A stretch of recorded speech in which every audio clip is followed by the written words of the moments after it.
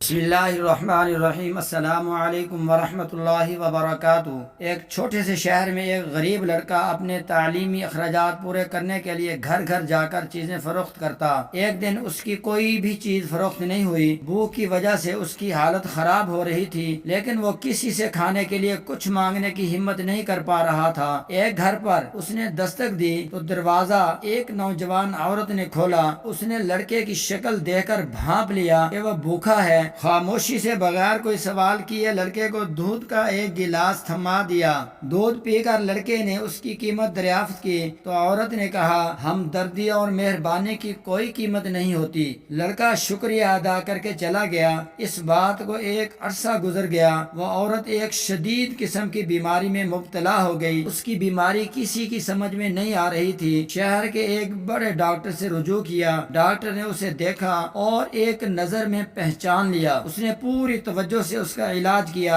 عورت کی جان بچ گئی۔ ڈاکٹر نے ہسپتال والوں سے کہا کہ اس عورت کا بل اسے بھجوا دیا جائے۔ ہسپتال والوں نے بل بھجوا دیا۔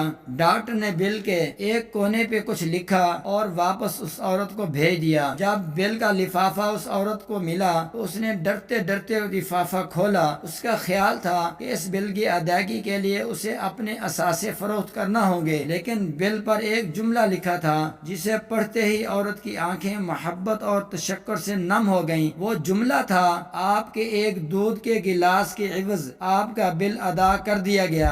زندگی میں بے لوثی سے کیا گیا کوئی بھی کام عمل کبھی رہگا نہیں جاتا۔ جو کچھ ہم کرتے ہیں اچھا یا برا، اس کا بدل جلد یا بدیر ہمیں ضرور ملتا ہے، لیکن شرط یہ ہے کہ بغیر کسی صلے کے تمنا کے، کسی کی خوشی کے لیے، کسی سے ہمدردی کے لیے نیکی کی جائے۔